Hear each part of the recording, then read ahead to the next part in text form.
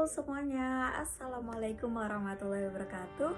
Perkenalkan, nama saya Putri Maulida Yunisa. Ini video saya kali ini bertujuan untuk memenuhi tugas ujian tengah semester dari dosen saya Bu Zulfa pada mata kuliah Sosiologi Hukum.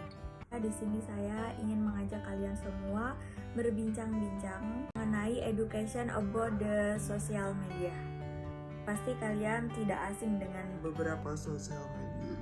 Jadi yang perlu kita bahas pertama kali adalah apa itu sosial media.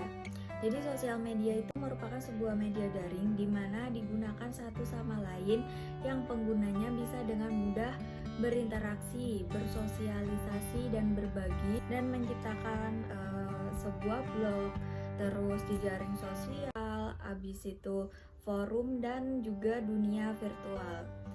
Dan bagusnya penggunaan sosial media ini tanpa dibatasi oleh ruang dan waktu.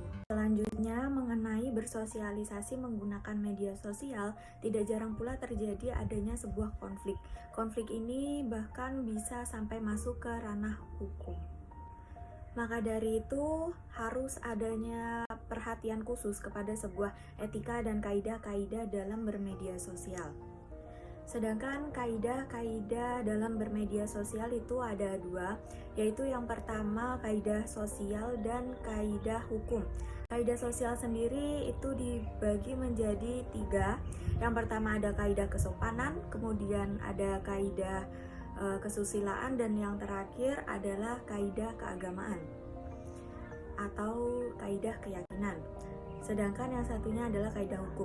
Perbedaan antara kaidah sosial dengan kaidah hukum adalah kaidah sosial itu merupakan suatu peraturan yang tidak dibuat oleh penguasa negara, tetapi diakui oleh masyarakat, dan sanksi yang ada adalah langsung dari masyarakat, seperti adanya sanksi sosial, yaitu adanya cemoohan, kemudian caci maki, dikucilkan, jadi seperti itu.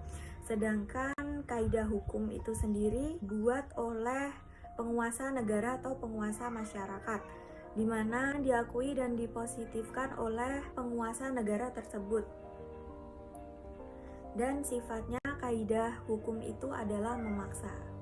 Yang pertama, salah satu dari kaidah sosial adalah kaidah kesopanan, di mana sebuah etika dan kesopanan itu sangat penting dalam bermedia sosial. Tidak hanya di lingkungan masyarakat secara langsung, tapi di media sosial kita juga harus memperhatikan sebuah etika dan kesopanan tersebut. Contoh dari kaidah kesopanan adalah yang pertama, menggunakan bahasa yang santun, sopan, tergantung lawannya, seperti halnya pada di masyarakat biasanya.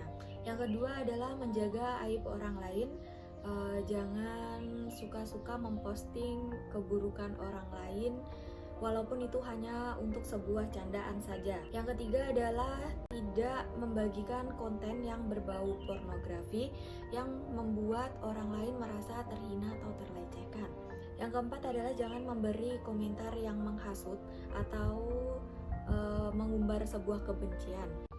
Yang kelima adalah jika ingin memposting sebuah foto tentang diri kita, gunakanlah pakaian yang sewajarnya saja. Orang yang Anda story, teman Anda itu akan menjadi tersinggung dan akan pastinya malu. Kemudian akan membuat hubungan kalian menjadi renggang. Walaupun tujuannya hanya untuk candaan saja, tapi hal ini sangat tidak dibolehkan karena akan membuat orang lain tersinggung. Ini sangat tidak dibolehkan karena akan membuat orang lain tersinggung. Nah, yang selanjutnya adalah kaidah kesusilaan, di mana kaidah kesusilaan ini bertujuan untuk mewujudkan sebuah keharmonisan antara umat manusia. Contohnya adalah yang pertama, berkata jujur dan berperilaku jujur, seperti tidak menyebarkan berita hoaks. Kemudian yang selanjutnya adalah jika Anda memiliki rezeki lebih, salinglah membantu. Pasti di media sosial banyak sekali buka donasi seperti itu, jadi kalian bisa mengamalkan rezeki kalian di donasi tersebut. Nah, selanjutnya menghormati sesama manusia serta tidak mengganggu orang lain sehingga orang lain merasa risih. Kemudian berkata dan berkonten yang baik-baik serta berminta maaflah ketika kalian melakukan sebuah kesalahan. Contoh dari kaidah kesusilaan ini adalah meng-share postingan orang lain tanpa kita menyertakan sumbernya atau tanpa kita menyertakan nama dari akun yang sudah memposting tersebut. Hal ini akan mendapatkan sanksi, bisa dipenjara. Yang selanjutnya adalah kaidah kepercayaan atau keagamaan. Kaidah ini berasal dari Tuhan langsung yang berisi tentang larangan, perintah, dan anjuran. Jadi kaidah keagamaan ini menuntun orang menuju ke jalan yang lebih benar dan merupakan sebuah tuntunan bagi semua manusia. Contoh penerapan dari kaidah keagamaan ini adalah tetap berpegang teguh terhadap keyakinan yang kita punya. Jika kita agama Islam, dilarang menonton sebuah video pornografi. Jadi kita harus menseleksi apa yang patut kita tonton dan tidak harus kita tonton.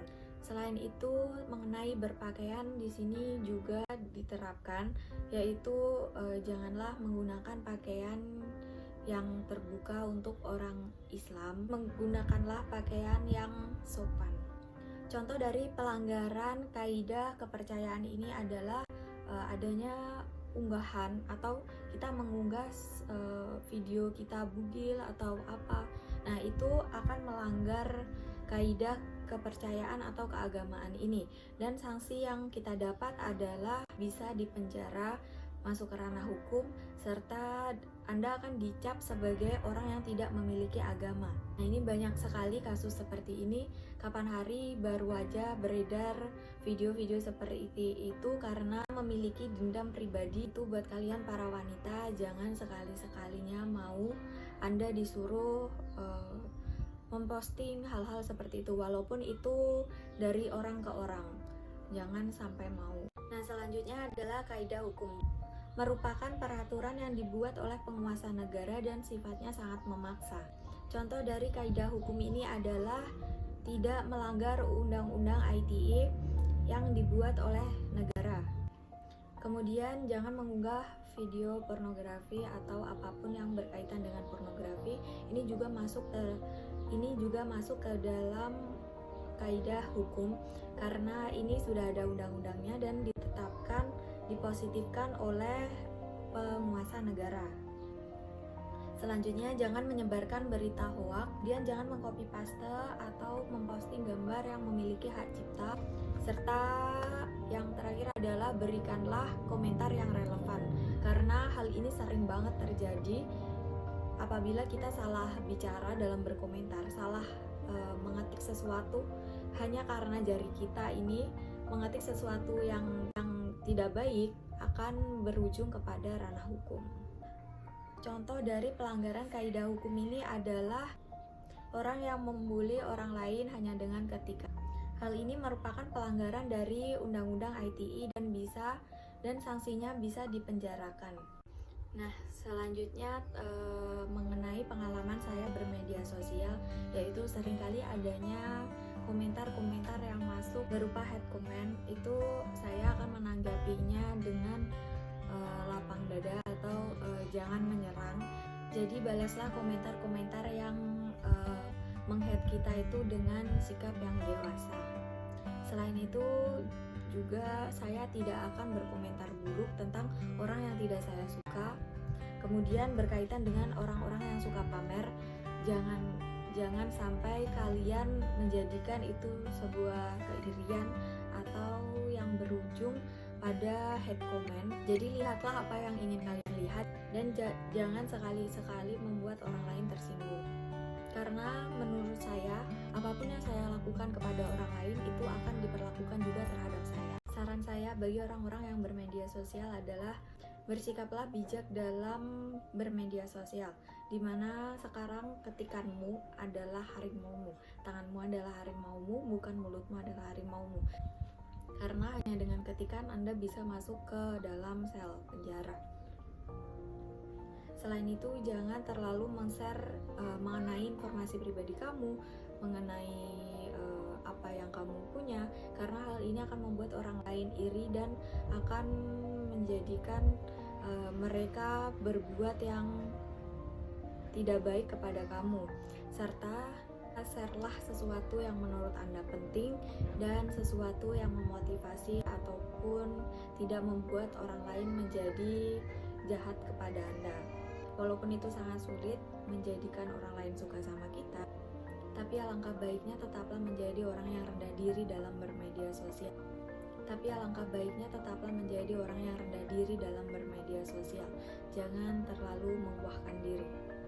Baik, sekian video dari saya. Semoga bermanfaat dan mohon maaf apabila ada kesalahan saya berbicara atau ketidaksopanan saya berbicara. Saya mohon maaf yang sebesar-besarnya. Wassalamualaikum warahmatullahi wabarakatuh.